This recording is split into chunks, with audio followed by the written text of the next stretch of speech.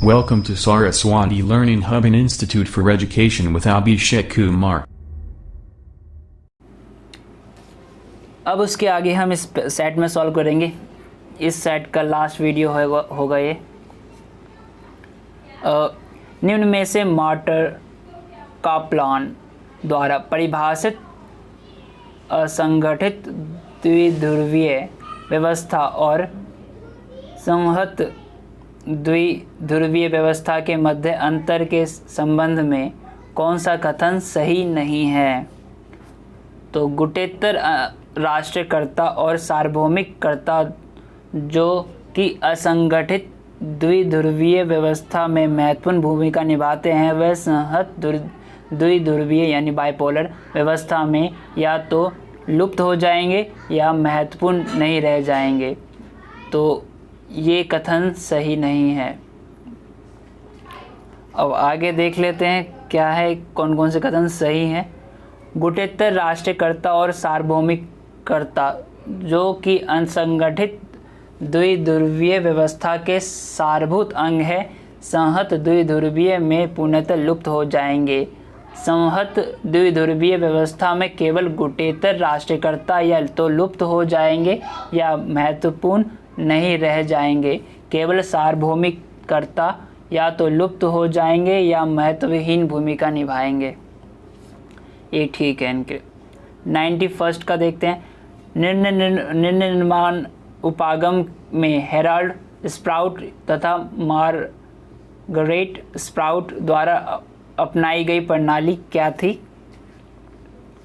व्यक्तिवाद और पर्यावरणीय कारकों पर बराबर बल देता है, पर्यावरणीय कारकों पर ज़्यादा बल देता है, व्यक्तित्व कारकों पर ज़्यादा बल देता है या व्यक्तित्व और पर्यावरण कारकों पर कोई बल नहीं देता है।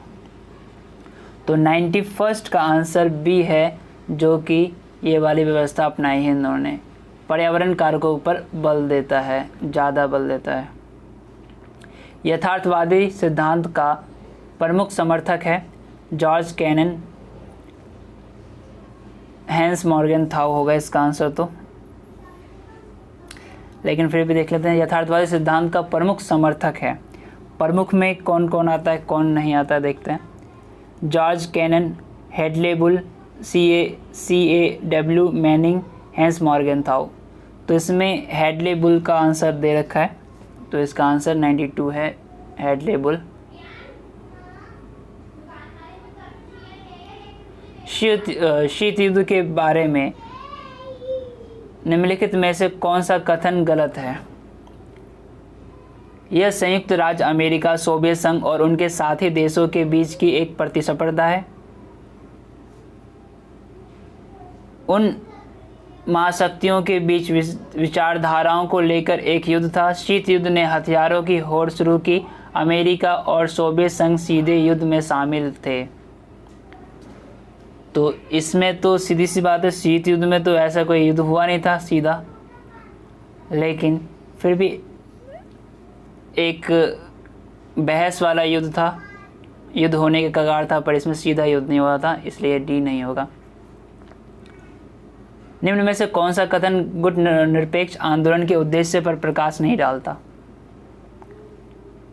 उपनिवेशवाद से मुक्त हुए राष्ट्रों को स्वतंत्र नीति अपनाने में समर्थ बनाना, किसी भी सैन्य संगठन में शामिल होने से इनकार करना, वैश्विक मामलों में तटस्थता की नीति अपनाना, वैश्विक आर्थिक असमानता की समाप्ति पर ध्यान केंद्रित करना। तो इसका आंसर सीधा सा है सी, वैश्विक मामलों में तटस्थता की नीति नहीं अपना सकते थे,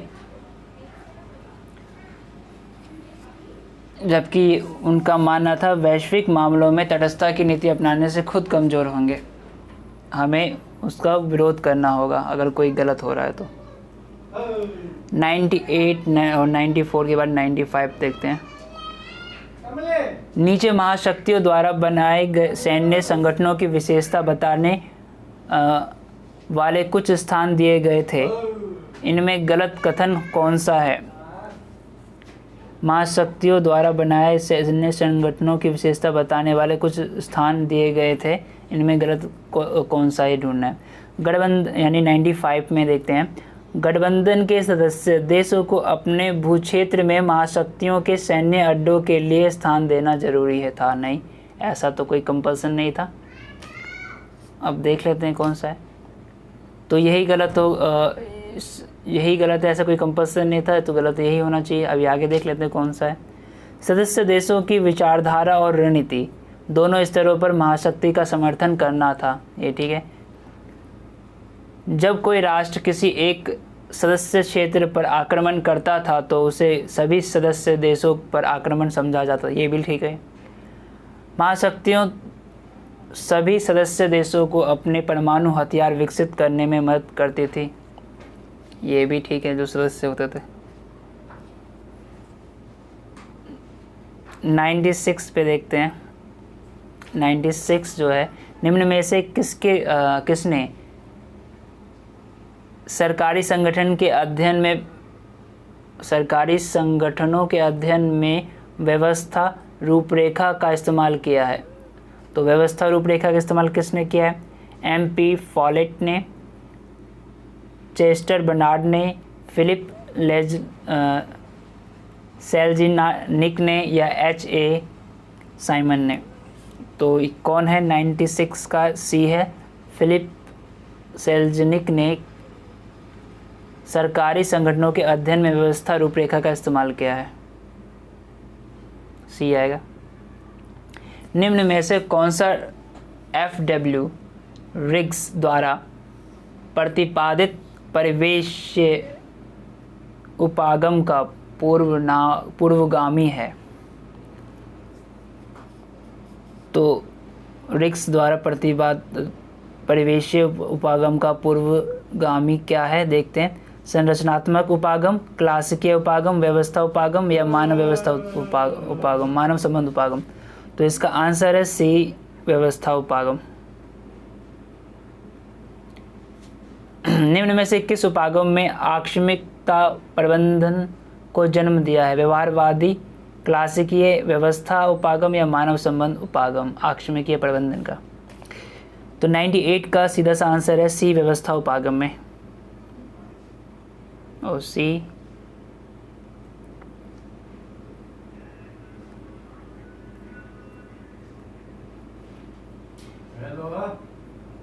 99 साइबरेटिक्स किस चीज़ का विज्ञान है? साइबरेटिक्स किस चीज़ का विज्ञान? निर्णय से निर्माण का, संगठन का, परिवेश का या संचार का? 99 में है D, संचार का। साइबरेटिक्स संचार का विज्ञान है। मानव संबंध सिद्धांत की किस आधार पर आलोचना होती है? इसमें वैज्ञानिक आधार का अभाव है, इसमें मजदूरों की सामाजिक पृष्ठभूमि की उपेक्षा की, इसमें मानवीय आवश्यकताओं की जटिलता को नहीं समझा, यह मजदूर संगठन समर्थन और प्रबंधन विरोधी है, इसने अनौपचारिक संबंधों पर अत्यधिक जोर दिया है। यानी क्या पूछा? आलोचना होती है किससे? मानव संबंध सिद्धांत पर। तो इसमें वैज्ञानिक आधार का अभाव क्या है? इसका आंसर देखते हैं। इसका आंसर है A, यानी 1, 2, 3 और 5 इन सब का अभाव है। वैज्ञानिक आधार का अभाव है, इनमें मजदूरों की सामाजिक पृष्ठभूमि की उपेक्षा है, इनमें मानवीय आवश्यकता की जटिलता को नहीं समझा है, 5वां भी गलत है, बाकी एक ठीक है। यह मजदूर संगठन समर्थक और प्रबंधन विरोधी है, इसने अनौपचारिक संबंधों पर अधिक जोर दिया है, ये भी इसी में है, यानी कि A आएगा इसका आंसर। व्यवस्था उपागम इस नाम से भी जाना जाता है। आकस्मिकता उपागम, एकीकृत उपागम, परिवेशीय उपागम या आधुनिक उपागम? 101 का है आधुनिक उपागम। व्यवस्था उपागम इस नाम से भी जाना जाता है, आधुनिक उपागम से भी कहा जाता है। निम्न में से किसने अब पहली बार संगठन को स्पष्ट एक आगत प्रक्रिया, निर्गत फीडबैक और परिवेश वाली व्यवस्था के रूप में देखा है? निम्न में से किसने पहली बार संगठन को स्पष्ट एक आगत प्रक्रिया, निर्गत फीडबैक और परिवेश वाली व्यवस्था के रूप में देखा है। तो आगत, निर्गत और परिवेश फीडबैक, तो ऐसा कौन है? लुडविक और बटनाफी या मार्च व साइमन या सी MP फॉलेट या डी नॉर्बर्ट वीनर। तो इसमें आंसर क्या होगा? इसका आंसर होगा डी नॉर्बर्ट वीनर।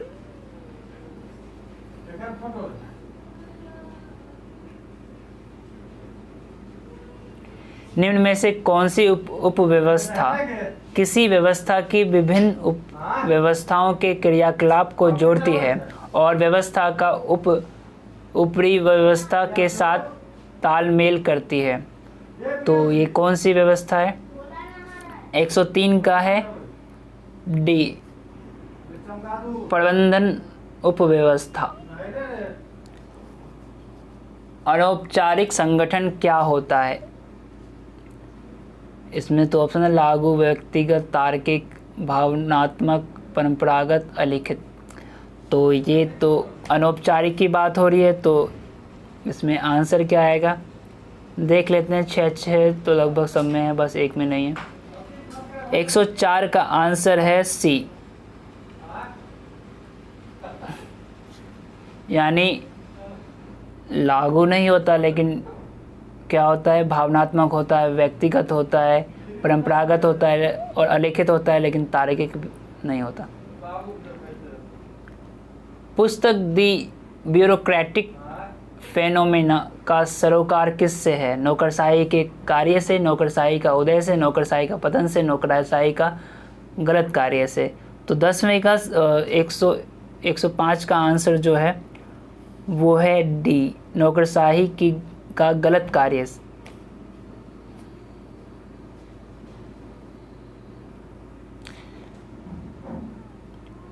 मजदूर अलग अलग असंबद्ध व्यक्ति नहीं होते, वे सामाजिक प्रणाली होते हैं और उनसे उसी तरह व्यवहार किया जाना चाहिए। किसका कथन है?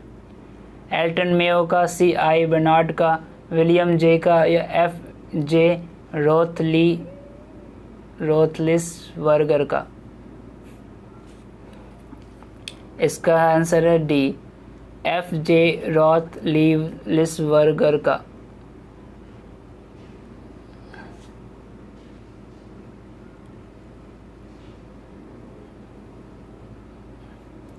क्लासिकीय सिद्धांत का मुख्य सरोकार किससे है?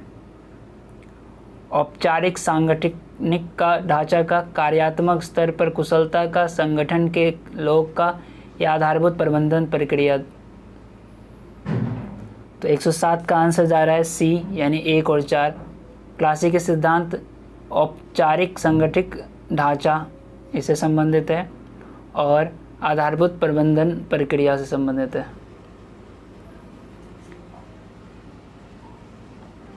108 पे पहुंचते हैं। एल्टन मेयो हार्थन अध्ययन से कब तक जुड़े रहे? एल्टन मेयो जो थे, इसका आंसर है डी 1927 से 1932 तक। किसे व्यवहारवाद शब्द के लोकप्रिय होने से पहले ही व्यवहारवादी वैज्ञानिक माना जाता है? MP फॉलेट को, चेस्टर बर्नार्ड को या एल्टन मेयो को या हर्बर्ट साइमन को? सी एल्टन मेयो को। प्रशासनिक चिंतन के श्रेय में सबसे प्रभावी चिंतक हैं Henry Fayol, Herbert Simon, max weber या F.W. रिग्स का? तो इसका आंसर है सी मैक्स वेबर का। प्रशासक चिंतन के श्रेय में सबसे प्रभावी चिंतक मैक्स वेबर हैं। 111 का देखते हैं। इनमें से कौन सी एल्टन मेयो की रचना नहीं है? The social problem of in industrial civilisation या the human problem of an industrial civilisation, the economic problem of an industrial civilisation या the political problem of an industrial civilisation? तो नहीं है वो ढूंढना है। सी नहीं है, economic problem of an industrial civilisation. बाकी सब है, सोशल प्रॉब्लम है, ह्यूमन प्रॉब्लम है, द पॉलिटिकल प्रॉब्लम है, सब है, इकोनॉमिक प्रॉब्लम नहीं है। 112वां देखते हैं। निम्नलिखित निर्देशों में एकता और निर्देशन में एकता के संबंध के बारे में निम्न में से कौन से कथन सही हैं? निर्देशों में एकता निर्देशन में एकता के बिना नहीं रह सकती, मगर यह उससे पैदा नहीं होती। यानी एक बार और इस क्वेश्चन को रिपीट कर लेते हैं कि यह क्या कह रहा है। निर्देशों में एकता और निर्देशन में एकता के संबंध में के बारे में निम्न में से कौन सा कथन सही है, उसको ढूंढना है। तो निर्देशों में एकता निर्देशन में एकता के बिना नहीं रह सकती, मगर ये उससे पैदा नहीं होती, ये गलत है। अब आगे देखते हैं। निर्देशन की एकता निगम निकाय के स्वस्थ संगठन द्वारा मिलती है। निर्देशों में एकता कर्मचारियों के कामों को सक्रिय करती है। निर्देश देखते हैं क्या है। ओके, देख लेते हैं इसका आंसर ही। इसका आंसर है सी। थोड़े टफ क्वेश्चन पड़ गया। सी के अनुसार इसमें क्या कहते हैं, इसके बारे में कौन सा कथन सही है? तो 1 और 2 सही है, बाकी गलत है।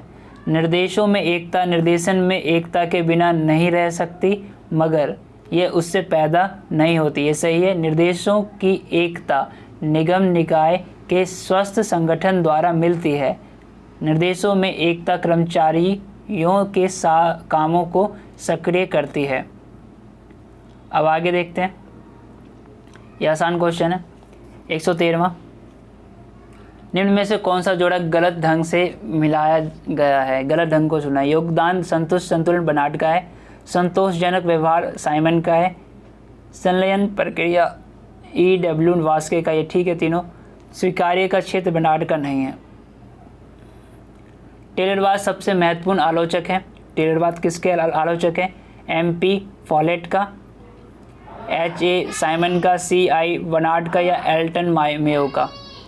114वें का आंसर है डी, एल्टन मेयो का। टेलरवाद सबसे महत्वपूर्ण आलोचक एल्टन मेयो का है। वेबर के सूत्रीकरण में नौकरशाही का अर्थ है लोक सेवा, सामूहिक गतिविधियों का व्यवस्थापन, संगठन का सबसे कुशल रूप या सामूहिक गतिविधियों का तर्ककरण। 115वें का आंसर है डी, यानी सामूहिक गतिविधियों का तर्ककरण। ये वेबर के सूत्रीकरण में नौकरशाही का अर्थ ये है।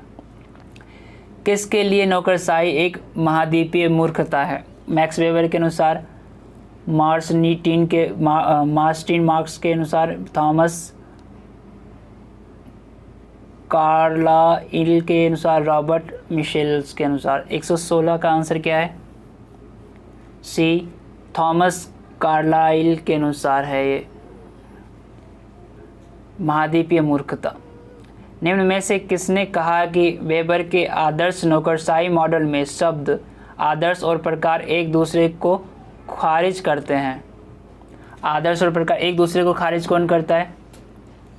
किसने कहा ये कि वेबर के आदर्श नौकरशाही मॉडल में शब्द आदर्श और प्रकार एक दूसरे को खारिज करते हैं? तो ये इसका आंसर सीधा सा है डी, कार्ल फेडरिक ने कहा ऐसा। वैज्ञानिक संबंध में मुख्यतः क्या शामिल है?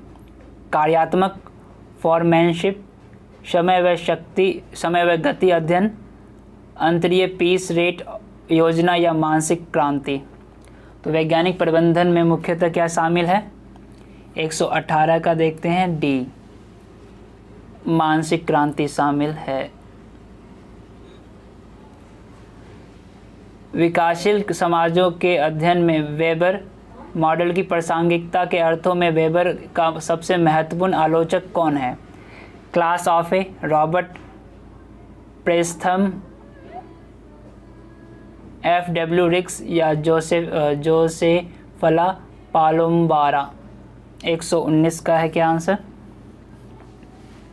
119 का आंसर सी, FW रिक्स। क्या है इस क्वेश्चन? विकासशील समाजों के अध्ययन में वेबर मॉडल की प्रासंगिकता के अर्थों में वेबर का सबसे महत्वपूर्ण आलोचक है रिक्स। लोक प्रशासन में प्रभावी प्रतिमान किसका है?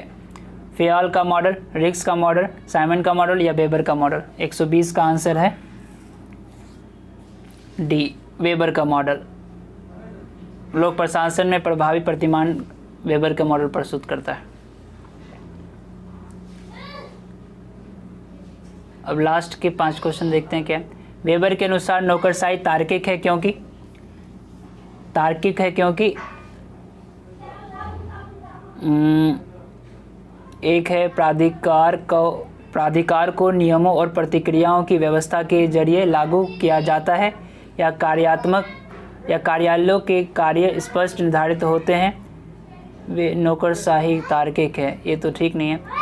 अधिकार एकीकृत नियंत्रण और अनुशासक व्यवस्था के अधीन होता है, साधनों को विशेष लक्ष्यों को पूरा करने के लिए बनाया जाता है, यानी डी, यानी ये सही है। साधकों को विशेष लक्ष्य को पूरा करने के लिए बनाया जाता है, तो इसका आंसर ये होगा डी। वैज्ञानिक प्रबंधन का सबसे महत्वपूर्ण प्रतिरोध कहाँ से आया? मानव संबंधवादी, मजदूर प्रबंधन या ट्रेड यूनियन? 122 का आंसर है डी, ट्रेड यूनियन के द्वारा। क्या आया? वैज्ञानिक प्रबंधन का सबसे महत्वपूर्ण प्रतिरोध कहाँ से आया? Trade union. नौकरशाही के वेबरियन मॉडल का बुनियादी गुण क्या था? नौकरशाही के, क्या वो ए है अवैयक्तिक व्यवस्था, योग्यता का क्षेत्र, बी पदानुक्रम, या नियमों की व्यवस्था? नियमों की व्यवस्था। बुनियादी गुण नियमों की व्यवस्था है। फेयाल के अनुसार किसी औद्योगिक उपक्रम की गतिविधियां हैं? नियोजन, संगठन, निर्देश, तालमेल व नियंत्रण कार्य। बी है, इसका देख लेते हैं क्या है इसका आंसर। लाइन से है, सी आएगा। यानी फेयाल के अनुसार किसी औद्योगिक उपक्रम की गतिविधियां क्या होगी? वाणिज्यिक, कॉमर्शियल होगी, फिर मैनेजमेंट होगी, फिर तकनीकी होगी, सुरक्षा होगी, वित्तीय व अकाउंटिंग होगी। बाकी सब नहीं है।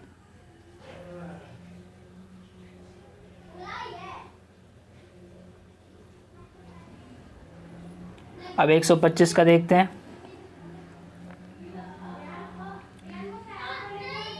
व्यवहारवादी उपागम संगठन में परिवेश के बीच संबंध बताता है, या संगठन के सिद्धांतों पर निर्धारित है? संगठन की कारखाना स्तर गतिविधियां, संगठन के लोग। तो व्यवहारवादी जो है वो संगठन के लोग की बात हो रही है। 1 का 4, यानी इसका आंसर 2 होगा। 125 जो है वैज्ञानिक प्रबंधन किससे संबंधित है? संगठन की कारखाना स्तर गतिविधियां। व्यवस्था उपागम संगठन व परिवेश के बीच संबंध। क्लासिकीय सिद्धांत क्या व्यक्त करता है? संगठन के सिद्धांत का निर्धारण करता है। तो ये सेट खत्म होता है। Thank you. देखो